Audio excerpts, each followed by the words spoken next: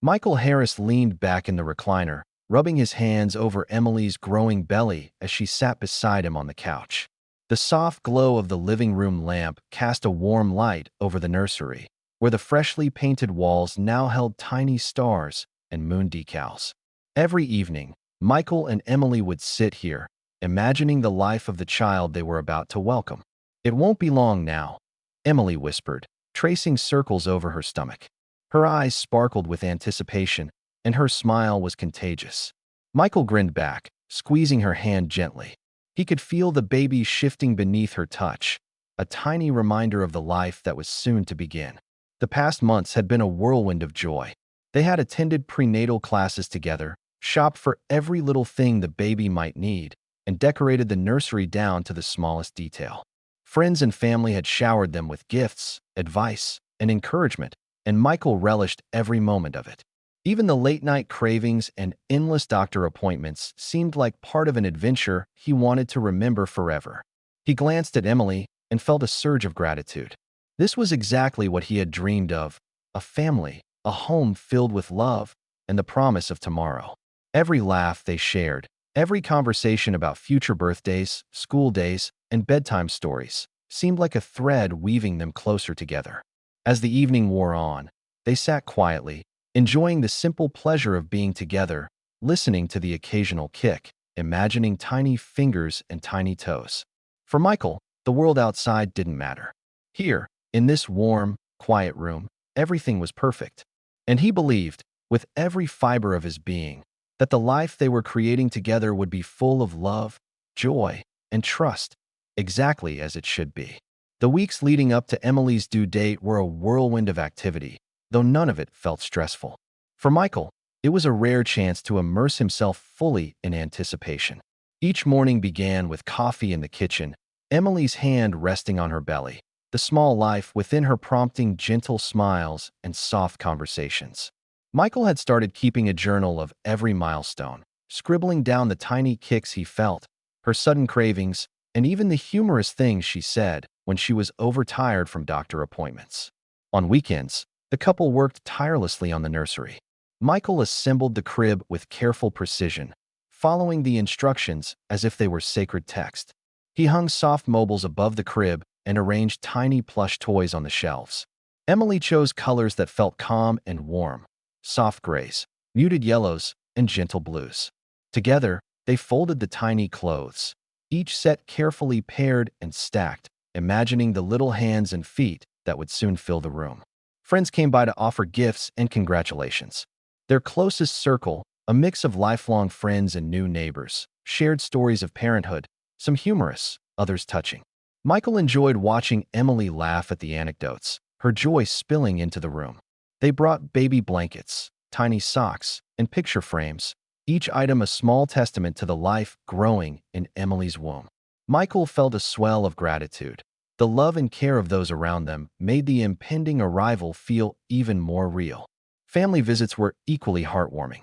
Michael's parents helped him hang a shelf for baby books, while Emily's mother brought meals that kept the couple well-fed and happy.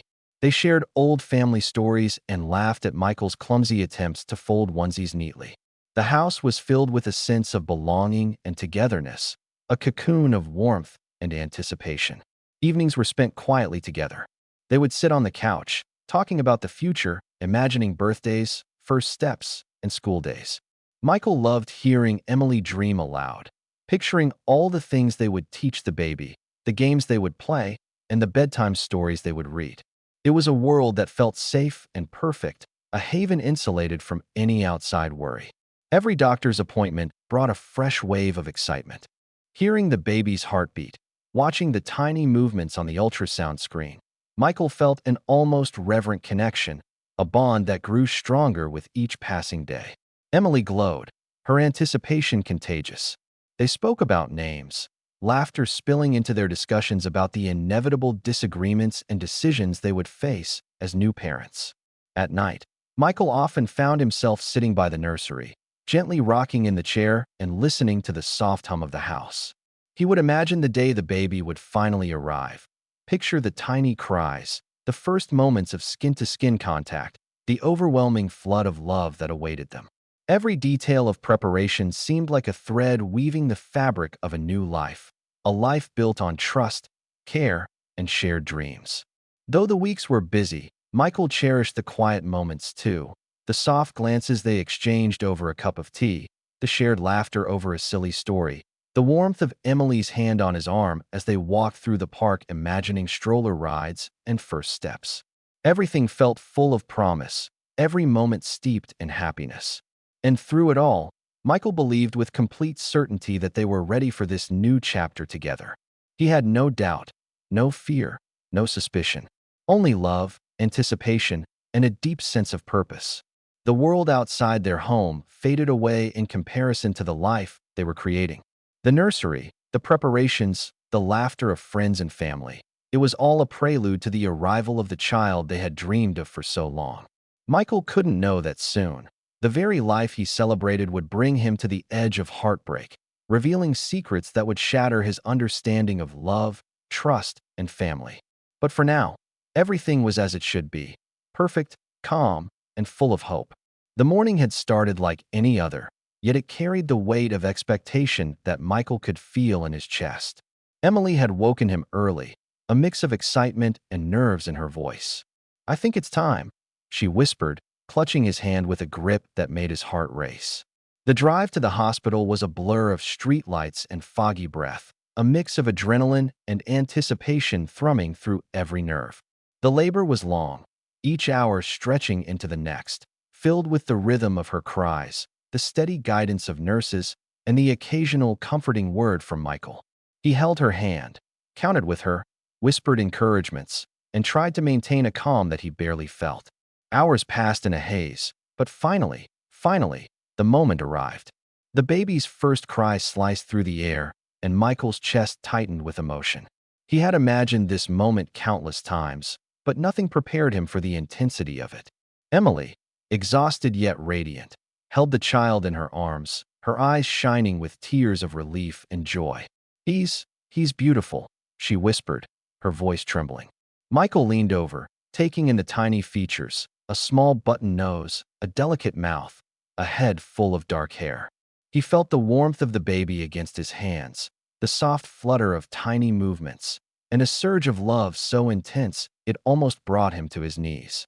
"Welcome to the world, little one," he murmured, unable to stop the tremble in his voice. And then, almost imperceptibly, a flicker of doubt crossed his mind. Not immediately, not consciously.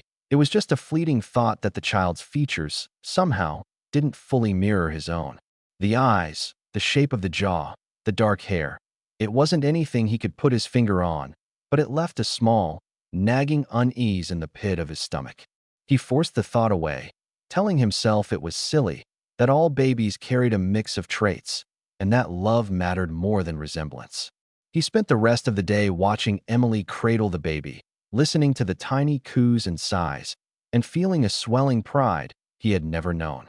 Friends and family came to visit in the hospital room, sharing congratulations, offering meals, and marveling at the newborn's perfection.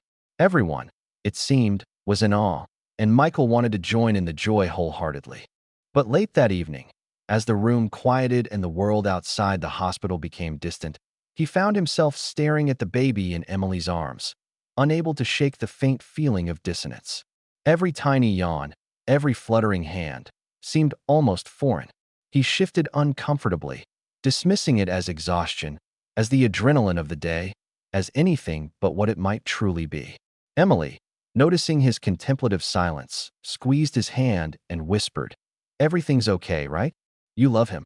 Michael forced a smile, nodding and leaning over to kiss her forehead. "Of course. He's perfect," he said. But inside, a quiet seed of unease had been planted, subtle and fragile, yet persistent. He didn't know it yet, but the first threads of doubt were beginning to weave themselves into the tapestry of what he had believed would be an unshakable happiness. That night, as he sat beside the crib, watching the tiny rise and fall of the baby's chest, he felt the weight of responsibility, the immensity of love, and, though he could not yet name it, the whisper of a question that had no answer. Everything felt new, miraculous, and terrifying at the same time. He had waited his entire life for this moment, and yet, Somewhere deep inside, an indistinct unease lingered like a shadow just at the edge of perception. Michael didn't know it then, but the life he had just welcomed into the world would soon force him to confront a truth he could never have imagined. But for now, all he could do was hold the baby close, treasure Emily's smile, and breathe in the moment, believing, with all the strength he had, that everything was as it should be. The first few weeks at home had been a blur of diapers, feedings, and sleepless nights. Michael tried to immerse himself in the new rhythm, cherishing the tiny milestones, the first smile, the way the baby's fingers curled around his own, the soft coos that seemed like music. Yet, beneath the surface of domestic bliss, subtle inconsistencies began to tug at his attention, almost imperceptibly at first, like shadows moving at the edge of a room. Emily seemed fine, radiant even, as she navigated the new challenges of motherhood. But there were moments when she would stiffen at the sound of a notification on her phone, eyes flicking away, a sudden tension in her posture. Sometimes she would leave the room abruptly, claiming errands or phone calls, only to return smiling as if nothing had happened. Michael noticed these things, but dismissed them initially. She was tired. She was adjusting. The newborn demanded constant attention. Any stress was understandable. Then there were the small details that didn't fit. The way she sometimes avoided his gaze, the occasional whisper of hurried conversation when he was nearby, the way she always seemed to check her messages in private. He would see her typing quickly, her thumbs moving with purpose, and when he asked who she was talking to, she would smile and reply, "Just a friend from work," with a tone that sounded genuine, yet left an echo of doubt lingering. One afternoon, while Michael was putting the baby down for a nap, he noticed a receipt sticking out from the corner of Emily's bag. It was for a boutique hotel dinner, dated last week. "I thought you said you were just running errands," he said casually, trying not to sound accusatory. Emily's face softened into a smile that didn't quite reach her eyes. "I had lunch with a friend." "Nothing more," she said lightly, but the way she avoided his gaze made Michael swallow hard. Evenings became increasingly complex. Emily often insisted on taking the baby for a short walk outside while he stayed home to rest. Michael tried not to worry, telling himself that these were normal breaks for her, that she deserved some fresh air. But each time she returned, her phone would buzz almost immediately, and she would step into another room to answer, leaving Michael feeling a strange mix of trust and unease.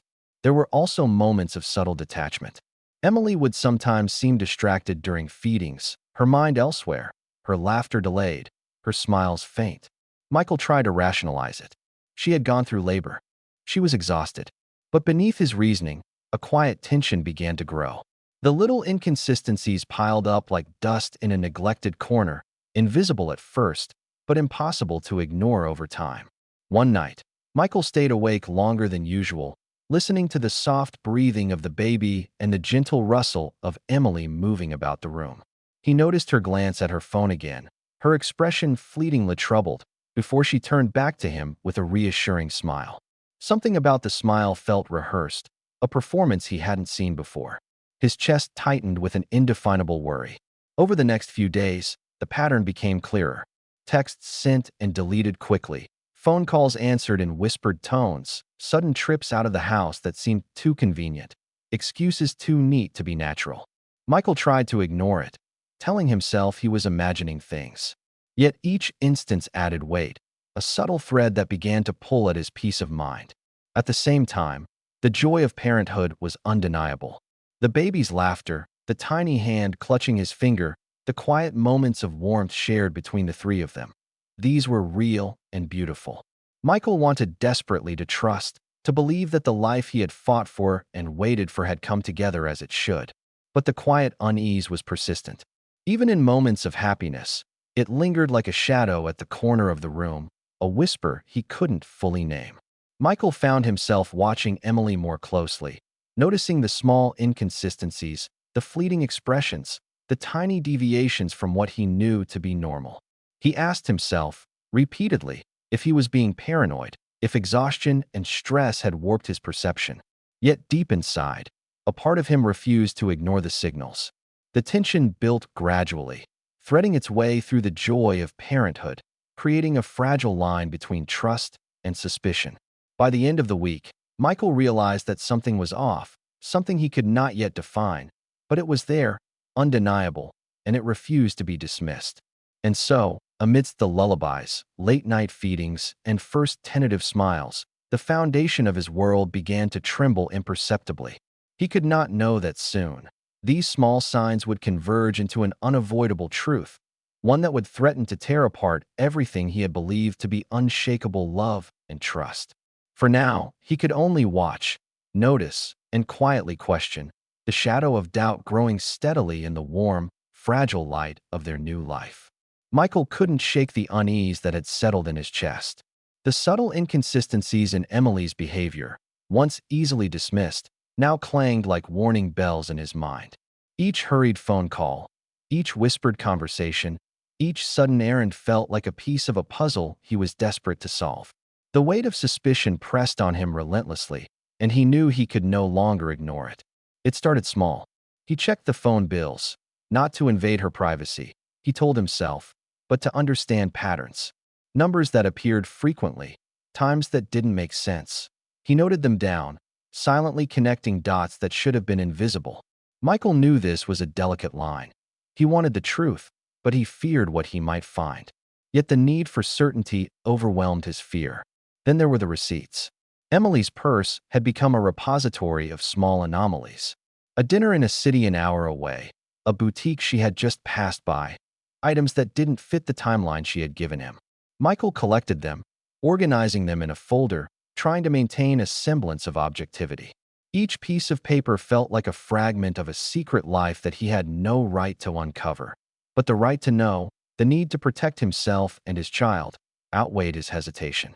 He started paying closer attention to her social media activity, the subtle likes, the comments she left, the friends she never mentioned.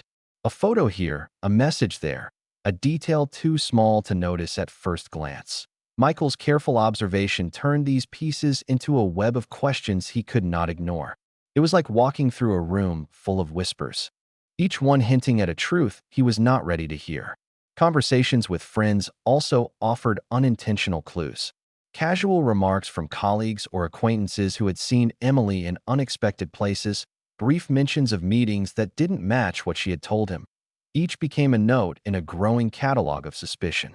Michael listened without revealing the storm building inside him, letting the threads weave together until a picture began to form, dark and impossible to ignore. Nights became the hardest. After the baby was asleep, Michael would sit alone, reviewing every piece of evidence he had gathered, replaying moments in his mind. The tiny inconsistencies he had dismissed as fatigue or distraction now stood out sharply. He traced the path of her recent solo trip, the only one she had taken since the baby was born, and cross-referenced it with messages she had hastily deleted. A knot of dread tightened in his stomach as the picture grew clearer. He began to understand the pattern, the hidden moments, the secrecy that had seemed innocent at first glance. Michael felt a mix of fear and determination. He didn't want to imagine what he might discover, but he could not allow himself to be blind. The love he had for Emily, the child, and the family he thought they were building, all depended on knowing the truth, no matter how devastating it might be. The first undeniable evidence came in the form of photographs, sent to him inadvertently by a mutual friend who had been at a nearby event. Emily was captured with a man Michael had never met, in a setting intimate enough to leave no room for innocent interpretation. The laughter, the closeness, the casual touches, it was clear that these were not the gestures of mere friends. Michael stared at the images for what felt like hours, his mind racing, his heart pounding. Messages followed, discovered after careful cross-referencing of phone records and social media. Texts that spoke of longing, secret plans, and rendezvous. Each word struck Michael like a physical blow, confirming the suspicions he had quietly nursed. The pieces fit together with terrifying clarity. Emily had been unfaithful, and the timeline suggested it had occurred while she was ostensibly preparing for the baby, a life they had planned together. Anger mingled with disbelief. How could she have betrayed him so completely, hiding a truth that would shatter not only their marriage, but the very foundation of trust they had built? Michael felt a cold clarity settle over him. This was no longer a matter of suspicion or vague unease. The truth was undeniable, and the consequences would be catastrophic. Yet even amidst the anger, there was a flicker of sorrow. Michael thought of the baby, the life they had just begun, the tiny hands that had no voice, yet carried the weight of a secret he could not ignore. The complexity of betrayal was now intertwined with love, duty, and the moral questions that would haunt him in the weeks to come. Michael knew the confrontation was inevitable. The hidden world Emily had created could not remain hidden forever. He steeled himself for the moment when he would have to face her, to demand the truth that every instinct told him was coming. His mind replayed every detail, every receipt, every photograph, every message, until the pattern was undeniable. The betrayal was complete, and he could no longer pretend, could no longer cling to the fragile illusion of the family he had believed they shared. And yet, as he prepared for the confrontation, a part of him still hoped for an explanation, some misinterpretation, some twist that would allow the life he loved to continue intact. But deep down, Michael knew the evidence did not lie. The threads of secrecy, carefully woven and maintained, had unraveled, leaving him facing a reality he had never imagined, a truth that would demand decisions he was not yet ready to make, but could no longer avoid. The investigation had revealed everything, and now all that remained was the reckoning. The confrontation, the confession, the heartbreak. These were inevitable. And Michael braced himself for the moment when love, trust, and betrayal would collide with devastating clarity. Michael sat alone in the living room, the dim glow of the lamp casting long shadows across the floor. He held his phone in trembling hands, scrolling through the messages he had painstakingly collected over the past week. Each one was a dagger, texts filled with longing, plans for secret meetings, casual jokes that revealed intimacy he had never shared with Emily. He had tried to rationalize before, tried to convince himself that there must be an innocent explanation, but now there was none. He opened the photos again. Emily laughing in a sunlit cafe, her hand resting lightly on a man Michael did not know. Another photo, them leaving the hotel together, smiles wide, eyes locked in a way that made Michael's chest constrict. Every image screamed betrayal, every detail undeniable. He felt the ground beneath him tilt, as if the life he had built was dissolving into air. His mind raced back to the days after the baby was born, the soft coos, the tiny fingers clutching his own, the moments of laughter and warmth that now seemed fragile and distant. He realized that while he had been marveling at the miracle of life, Emily had been leading a secret life parallel to theirs. The reality hit him like a freight train. Not only had she been unfaithful, but the child in their home, the life they had celebrated together, was in part the product of that betrayal. Michael's hands shook as he placed the phone on the table. He could feel the tight knot of anger and grief growing inside him, spreading into every corner of his body. He wanted to scream, to throw something, to release the tension that felt ready to burst. But he could not move. He felt paralyzed, trapped between disbelief and rage, between love and betrayal. Memories assaulted him. Emily's laughter, the quiet evenings spent imagining a life together, the nursery filled with toys and hope. All of it now felt like a cruel illusion, a carefully constructed facade hiding a truth that had been present all along. Michael struggled to breathe, the weight of realization pressing down like a physical force. He picked up the hospital bracelet Emily had worn during the birth, turning it over in his hands. The thought struck him with unbearable clarity. The baby he had held, the child he had imagined raising together, might not be his.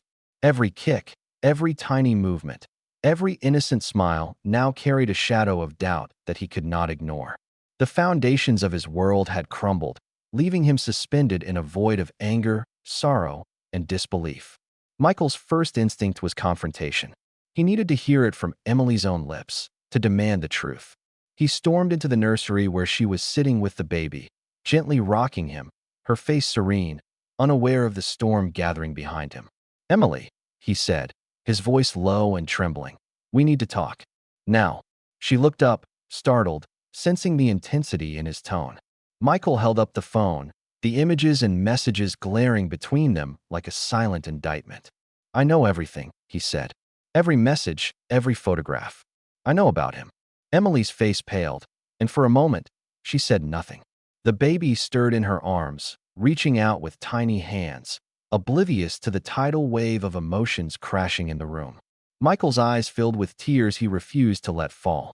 Rage and heartbreak mingled into a storm he could barely control. You've been while I was here, expecting this child? He stammered, voice breaking. All this time, Emily opened her mouth, hesitated, then shook her head. Michael, I. But her voice faltered, and the confession hung in the air like smoke. Michael could see the truth in her eyes, the undeniable admission of betrayal. Every carefully maintained facade collapsed in that instant. She had tried to hide it, to preserve the life they had imagined, but now the veil had lifted, leaving only raw, unflinching reality. Michael backed away, struggling to control his emotions. The anger, the sorrow, the profound sense of loss all collided, leaving him trembling. How? How could you do this? He whispered, almost to himself. While we were waiting for him. While I was here, loving you, believing in us. Emily's eyes filled with tears, but Michael could not hear her explanations yet. The betrayal was too immediate, too consuming. His mind replayed every interaction since the baby's birth, every detail now twisted by the knowledge of her unfaithfulness. He had been blind to it, and the realization cut deeper than he had thought possible. He sank into the chair, holding his head in his hands, the weight of the truth pressing down with unbearable force. The baby cooed softly, a sound that once brought pure joy, now tempered by the shadow of betrayal. Michael realized that nothing could undo what had been done. The life they had celebrated, the love he had cherished, had been entwined with deceit from the very beginning. The room was silent except for the soft breathing of the baby and the occasional whimper from Emily. Michael's chest heaved, and for the first time, he allowed himself to feel the full spectrum of grief. Sorrow, shock, rage, and disbelief, all fused into one unbearable moment. He understood that his world had changed irreversibly. The life he had trusted, the family he had envisioned, had been shattered, and there was no simple path back to what had once been. In that silence, with the baby sleeping quietly and Emily's tears falling unseen, Michael realized the depth of the betrayal. It was a truth he could not ignore, a reality he could not unsee, and a wound that would shape every decision from this moment forward. The child, the love, the home, they would never be the same. And Michael Harris, once filled with hope and anticipation, now faced a new reality, one defined by heartbreak, betrayal, and the impossible task of reclaiming his own sense of self. The air between them was thick with tension, almost suffocating. Michael stood rigid, his hands clenched at his sides, eyes locked on Emily. She sat on the edge of the couch, the baby cradled in her arms, trembling slightly. The truth had already shattered the illusion of their family, and now the confrontation had arrived. I can explain, Emily began, her voice shaking, eyes wide with desperation. It wasn't supposed to happen like this. You have to understand. Michael's jaw tightened. Explain? Explain how you could betray me while I was here, believing in us, while we were waiting for our child. You're telling me you were having him behind my back. His voice cracked, a mixture of rage and pain. Do you even realize what you've done? Emily's hands tightened around the baby. I know it's horrible. I never meant for you to find out like this. I was lonely. I didn't know how to handle everything. And then, he was there, and I made a terrible mistake. A moment, Michael, just a moment. Michael took a step forward, trembling with fury. A moment? Do you even hear yourself? A moment destroyed everything. Everything we built, everything I believed in. Do you understand that? Every laugh, every plan, every hope, gone. Emily's eyes welled with tears, her body shaking. I loved you. I do love you. But I felt invisible sometimes. And it wasn't about replacing you, it was. Michael shook his head violently, cutting her off. It wasn't about replacing me. It was about hiding your desire for another man while carrying our child. Do you have any idea how that feels? To hold this baby, to see a life I thought was ours, and realize part of it belongs to someone else. Emily sobbed, rocking the baby gently. I made a terrible mistake. I was scared. I didn't know how to tell you. I didn't want to lose you, Michael. I thought I could fix it. Please don't hate me completely. Michael's chest heaved. Hate you? I don't even know what I feel right now. Betrayal, anger, grief. I can't even name it all. How could you do this, Emily? How could you look me in the eyes every day and lie? Lie about our life, our child, our future. I wasn't lying about the baby. I love this child, she cried, tears streaming down her face. I swear I do. I didn't know how to tell you about him. I thought maybe it would pass, that I could. I could move on. But I love you, Michael. I swear I do. Michael felt a surge of conflicting emotions. He looked at the baby, innocent, fragile, unaware of the storm surrounding him. Love for his child clashed violently with the betrayal he now understood. Rage and sorrow warred within him, each threatening to swallow the other. Emily's voice softened, pleading, "Please, I'll do anything. I'll leave him behind. I'll prove to you that I only want to be with you. Please, don't abandon us." Michael's eyes filled with tears, but his resolve hardened. "You've already abandoned us. You've abandoned me, Emily. You've shattered my trust, my belief in our family. No plea, no promise can undo what's been done." Emily sobbed openly now, cradling the baby tightly. "Michael, please. I can't bear to lose you. I can't." "You've already made that choice," Michael said quietly, voice trembling with finality. "I trusted you. I believed in you. And you chose someone else. I can't pretend that didn't happen. I won't be a part of the lie you've built around our child." Her body shook violently with sobs, and the room seemed to pulse with the intensity of their emotions. Michael's own tears fell silently as he took a step back. He felt hollow, shattered, but also painfully aware of the truth. Love alone could not erase betrayal. The trust that had formed the foundation of their life was gone, irretrievable. Emily looked up at him, desperate, eyes wide and pleading. "Michael, I'm sorry. I'll do anything. I'll make it right." "You can't," he said, voice breaking. "There's nothing you can do. You can't undo what you've done. I need to think. I need distance. I need to protect myself and the life I still want to live." She fell silent, her sobs quieting as she realized the finality in his words. Michael turned slowly toward the nursery, his hands shaking, the weight of grief and anger pressing down with unbearable force. He looked once more at the baby, then at Emily, and walked out of the room, leaving them both enveloped in silence. The house felt impossibly still after he left the room. The baby slept quietly, oblivious to the storm that had just broken over their lives. Emily sat there, tears streaming, cradling the child she had hoped would save their family. But the truth had come too late, and Michael's heartbreak, his anger, and his sense of betrayal were beyond anything she could repair. For Michael, the confrontation was necessary. The confession, though painful, had given clarity. The web of lies, carefully spun over weeks, had unraveled in one devastating moment. And now, the next step loomed, a decision that would change everything, a decision about the child, the family, and the future he would face without Emily. In the silence that followed, both of them understood something painfully obvious. Nothing would ever be the same. The cracks in their life had become a chasm, and the path forward would be defined by choices that could not be undone. Michael sat at the kitchen table, staring at the blank form before him, the birth certificate that would, in the eyes of the law, make him the child's father. The pen hovered in his hand, heavy, as if it weighed 1,000 pounds. Every instinct in his body screamed against it. To sign would be to endorse a lie, to claim a child that was not biologically his as if nothing had happened.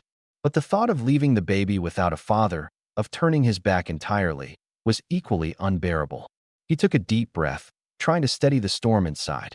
He thought of the first weeks after the birth, the tiny fingers that had curled around his own, the soft coos and cries that had once filled him with unadulterated joy.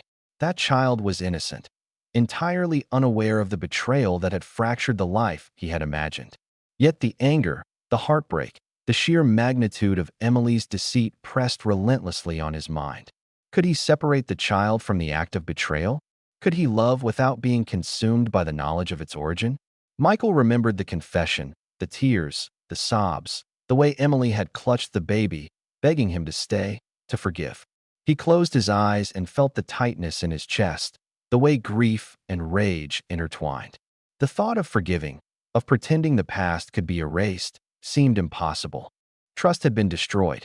Every bond he had believed unbreakable had been severed in a moment of deception.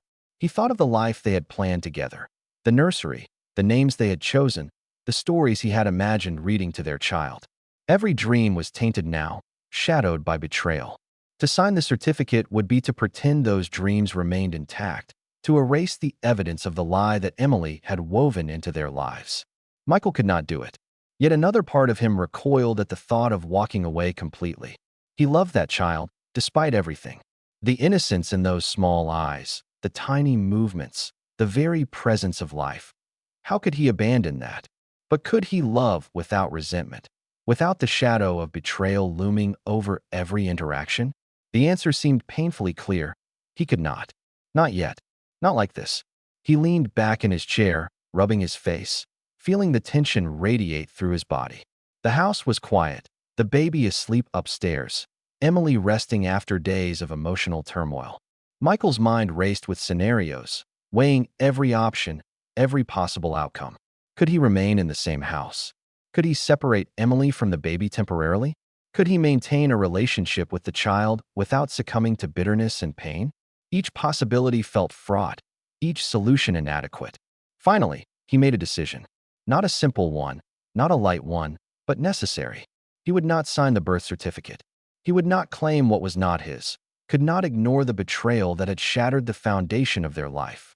Yet he would not turn away entirely. He would protect himself, preserve his dignity, and take time to process the depth of the wound before attempting any connection with the child. Michael picked up the pen one last time and placed it gently beside the form. He closed his eyes, letting the quiet of the empty kitchen envelop him. The decision weighed heavily, a mixture of sorrow and resolve. He understood that his choice would set the course for the coming weeks, months, and perhaps years. It was a boundary, a declaration that trust, once broken, could not be restored lightly. He thought of Emily and the tears she had shed, of the desperate plea in her voice. He felt compassion, still, a lingering fragment of love for the woman he had once believed he knew completely. But he also felt the unyielding need to protect himself, to preserve his sense of reality, to ensure that his life and any future connection with the child would not be built on lies. The hours passed slowly. Michael stared at the form, the pen untouched, the decision made. There was no joy, no relief, only a profound understanding that some things could not be reversed, and some actions, once taken, would define the course of a life. He felt grief, but also clarity. He would face the consequences, endure the pain, and find a way forward that preserved truth, even at the cost of immediate happiness.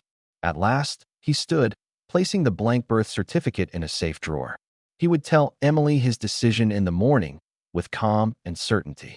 He would not rage, he would not scream. He would state the truth, let the consequences unfold, and begin the slow, painful process of rebuilding his life from the ruins of betrayal. For Michael, the path forward was uncertain, steeped in grief and anger, but also guided by principle. He would not claim what was not his.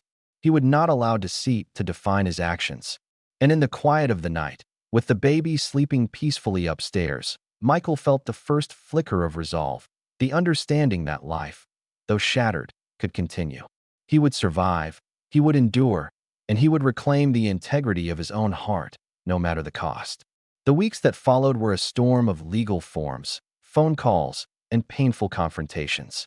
Michael had moved out temporarily, renting a small apartment downtown to create space between himself and Emily, between himself and the life that had once felt safe and unbreakable. Each step was deliberate, a careful attempt to navigate the aftermath of betrayal with dignity, even when every emotion screamed against it. Family and friends quickly learned of the situation. Some were sympathetic, some were shocked, some struggled to take sides. Michael's parents, steadfast and loving, offered quiet support, a refuge of stability in a world that suddenly seemed chaotic. "You did what you had to do," his father said one evening, placing a hand on his shoulder.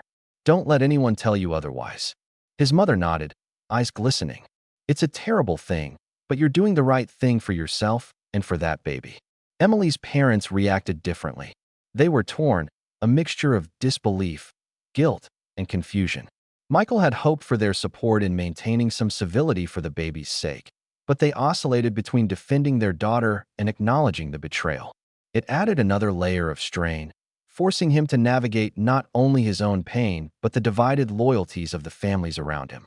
Friends offered varying degrees of support, some awkwardly, some with blunt honesty. Some stopped contacting him altogether, uncomfortable with the scandal. Others remained steadfast, offering meals, company, or simply listening. Michael realized how few people truly understood the depth of what he faced, and how isolating betrayal could become even amidst the familiarity of loved ones. The legal side was equally taxing. He consulted attorneys to understand his rights regarding the child, the property, and custody. Each meeting left him drained, a reminder that the world would not pause for grief, that bureaucracy would proceed with cold efficiency regardless of the pain behind the forms. He learned that refusing to sign the birth certificate had immediate consequences. It meant he could not be held legally responsible as the father, but it also complicated potential visitation or involvement in the child's life later. The law was precise, indifferent, and merciless. Emily's attempts at reconciliation continued in small, desperate ways: calls, messages, visits, but Michael maintained boundaries. Each time, he reminded himself that trust could not be rebuilt with words alone, that the betrayal he had endured required not only honesty but time, accountability, and unshakable change, none of which had been demonstrated. Emotionally, Michael felt fractured. Some days, he experienced waves of grief that left him exhausted, unable to focus or sleep. Other days, a quiet resolve took over, a reminder that he had made the right decisions, that self-respect and truth mattered more than the comfort of illusions. Each emotion existed alongside the other, an unsteady balance that demanded vigilance and patience. Even the child's presence weighed heavily. Seeing Emily with the baby, witnessing the quiet intimacy they shared, sparked moments of longing and love, but also bitterness and sorrow. Michael wanted to protect the child, to love unconditionally, yet the knowledge of betrayal hovered like a shadow. He realized that any future connection would have to be carefully navigated, a delicate balance between affection and boundaries. The conversations with attorneys and mediators grew more complex. Decisions about property division, financial responsibility, and temporary custody were painstaking. Each discussion reminded Michael that life does not pause for pain. Reality moves forward, indifferent to heartbreak. Still, he held firm to his principles, refusing to sign documents that misrepresented his paternity, demanding honesty and transparency in every interaction. Friends began to notice subtle changes in Michael. The shock and grief had left visible marks: lines on his face, quiet contemplation, a certain reserve in social interactions. Yet there was also strength, a determination that some things, though devastating, could be endured. He began slowly reconnecting with hobbies and routines, small steps toward reclaiming a life interrupted by betrayal. Michael's parents and a few trusted friends became his lifeline. They offered counsel, sometimes blunt, sometimes gentle, but always rooted in love. He listened, took their advice, and began to see a path forward, though it was uneven, fraught with pain, and shadowed by loss. He understood that while the legal and social consequences were significant, the most profound changes were internal, a reconfiguration of trust, love, and the understanding of relationships. Emily, meanwhile, faced her own consequences. She had to navigate the legal ramifications of Michael's refusal to sign the birth certificate, the fractured relationships with both families, and the moral weight of her actions. Every choice she made, every attempt at reconciliation, was scrutinized not only by Michael, but by the silent judgment of everyone around her. By the end of the month, the divorce process was underway. Michael and Emily met with mediators, sometimes civilly, sometimes with the tension of unresolved emotions simmering just below the surface. Each session reinforced the reality. The life they had envisioned together was gone, replaced by a new structure defined by truth, legal obligation, and emotional survival. Through it all, Michael began to recognize a faint, emerging clarity. He would survive this, endure the legal battles, navigate the emotional minefield, and eventually carve out a life of honesty and integrity. The path forward would be painful, but it would be real, unvarnished, and grounded in principles that could not be compromised. And amidst the chaos, one thought remained steadfast. Betrayal had changed everything, but it had not destroyed Michael's capacity for love, resilience, or hope. It was a lesson written in pain, but one that would shape the rest of his life, guiding him toward a future defined not by illusions or lies, but by truth, self-respect, and the careful, deliberate rebuilding of a life worth living. The apartment was quiet, almost oppressively so. Michael sat on the edge of the couch, staring at the city lights beyond the window, the hum of distant traffic a faint companion to his thoughts. The apartment was small, bare, but it offered him something he hadn't felt in weeks: distance. Distance from Emily, distance from the home that had once symbolized their love, distance from the child whose existence had shattered everything he believed in. The nights were the hardest. Silence stretched endlessly, broken only by the occasional siren or the rustle of paper as he organized his thoughts, documents, receipts, and notes from the ongoing legal process. He remembered the hospital, the baby's first cries, Emily's trembling smile, and the way he had felt that first twinge of doubt. Those memories now felt like shards, jagged fragments that cut deep when he least expected it. Michael's emotions were a storm he could not escape. Rage surged without warning, a white-hot fire that left him shaking. He clenched his fists, imagining confronting Emily again, the words that had been said, the sobs, the pleas. He hated her. He hated the betrayal, the lies, the secret she had carried while he believed in a life that had never truly existed. And yet, within that rage, there was an equally potent sorrow, a profound sense of loss for the life he had thought was his. He walked through the apartment aimlessly, sometimes stopping at the small bookshelf where Emily had placed gifts for the baby, other times staring at the empty crib he had purchased for a child he was not legally tied to. Every object was a reminder, a ghost of the life that had been stolen from him, and each glance left him hollow, consumed by a mixture of grief and anger. Sleep was elusive. When he closed his eyes, images flooded his mind. Emily laughing with another man, the tender moments with the baby, his own imagined life, now impossible. He woke in the middle of the night, heart pounding, unable to shake the gnawing ache of betrayal. Sometimes he would sit at the kitchen table, hands wrapped around a mug of cold coffee, wondering if the pain would ever diminish. Yet amidst the darkness, small flickers of clarity began to emerge. He realized that the only path forward was through endurance, that he could not undo the past, but he could choose how to live with it.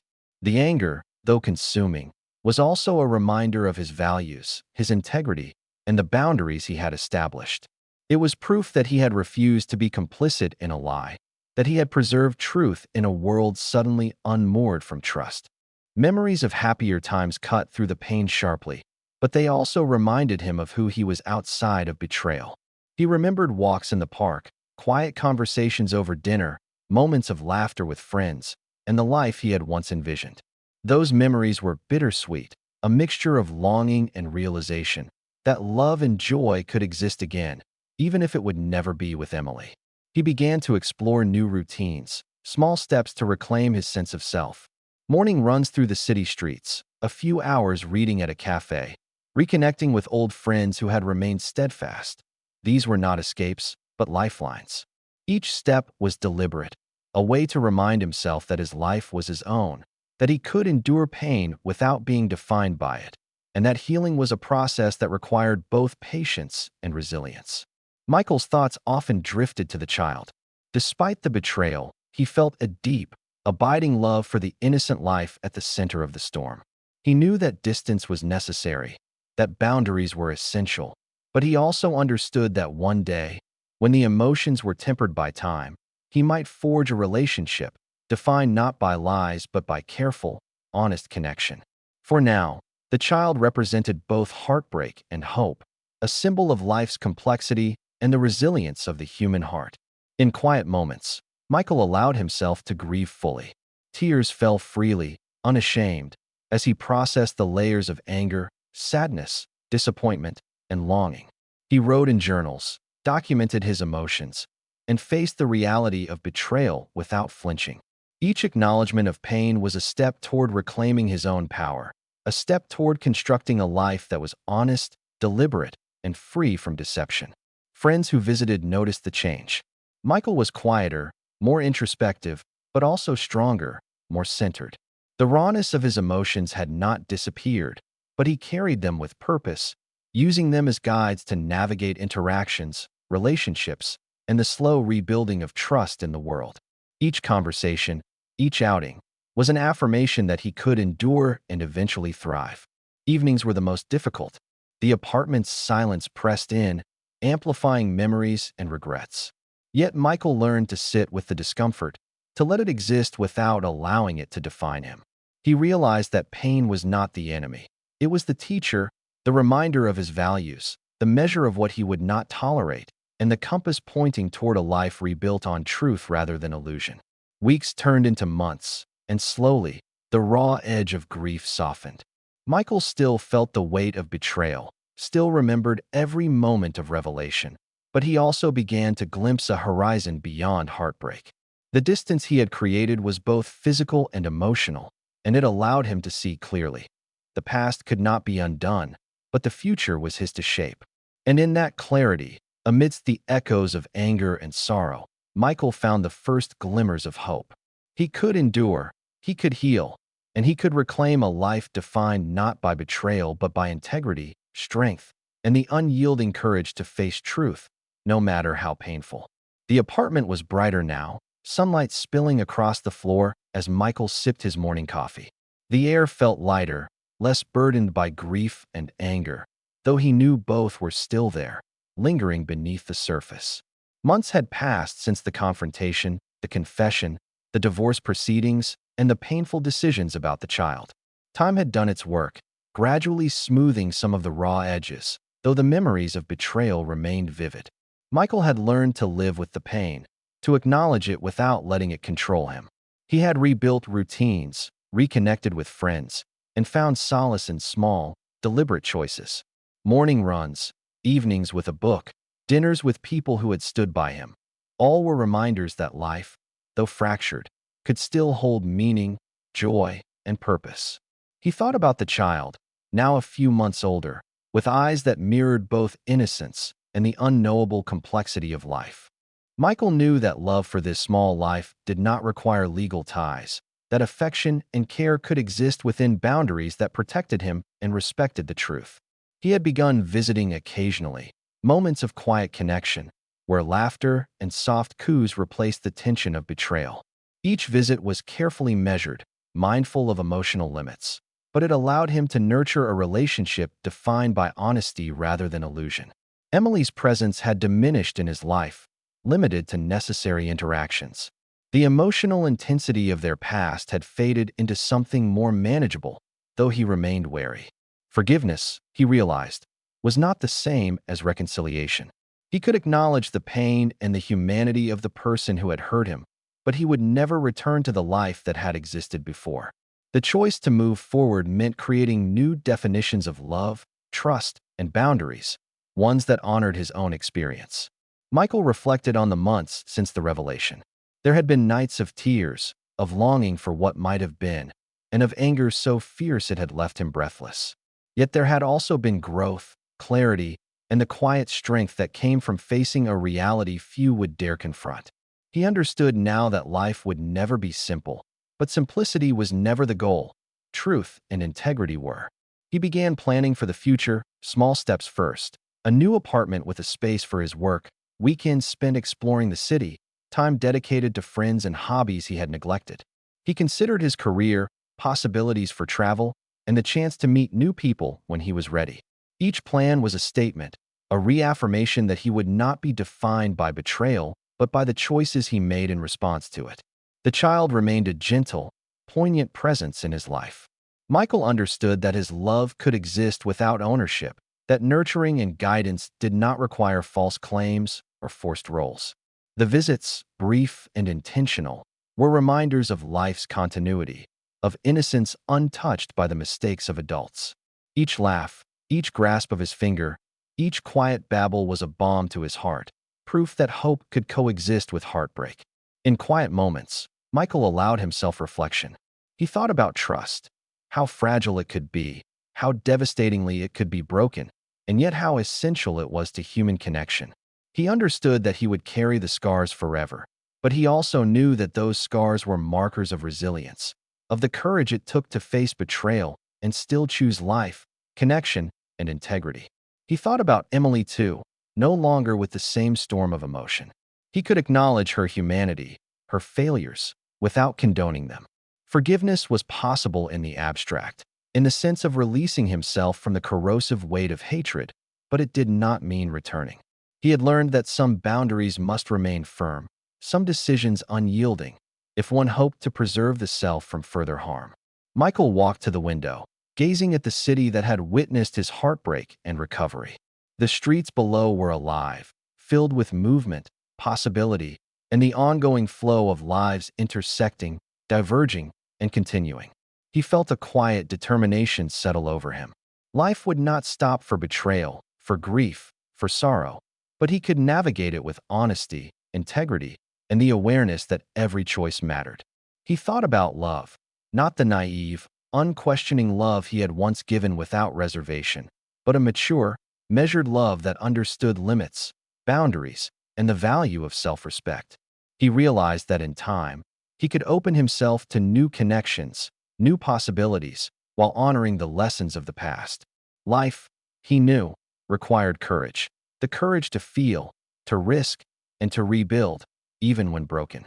Michael turned away from the window, moving through the apartment with quiet purpose. He made a cup of coffee, placed it on the table, and allowed himself a small, contented sigh. The weight of the past was still there, but it no longer dominated him. He had faced betrayal, experienced profound pain, and made decisions that honored both truth and self-respect. And now, he could finally move forward. He picked up his journal and wrote, "I am not the life I imagined, but I am still alive. I still have love to give, hope to nurture, and a future to create. The past cannot be changed, but the present can be lived fully, honestly, and with courage." The city hummed outside, the apartment filled with light, and Michael felt, for the first time in months, a sense of quiet possibility. He would carry the lessons of betrayal, the memories of grief, and the scars of heartbreak, but they would no longer define him. He would choose integrity, resilience, and measured love. He would rebuild. And in that rebuilding, he glimpsed a horizon that had once seemed impossible, a life marked not by illusion, betrayal, or loss, but by strength, clarity, and the courage to move forward. Forgiveness might come someday, but it would never erase the past. And that was enough. Michael Harris, once shattered by betrayal, now faced a new life with eyes wide open, heart tempered by experience, and spirit ready to embrace the unknown, guided by truth, self-respect, and the quiet, unyielding hope that life, even after devastation, could still be lived fully.